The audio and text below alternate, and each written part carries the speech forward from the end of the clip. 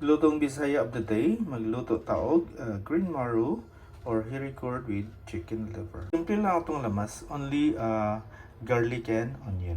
Mauni siya akong chicken liver.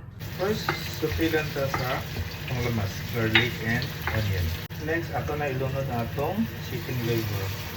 Then ato lang isagol sa gourd. Simple with black pepper, oyster sauce, kamay lang tuyo.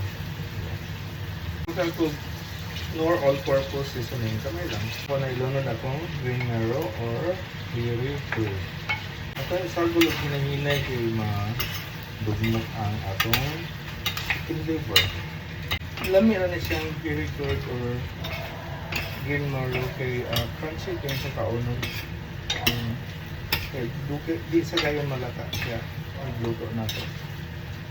Wala ko kita ano niya sa Pinas ng very good. Pero more family niya siya sa pipino or upo siguro.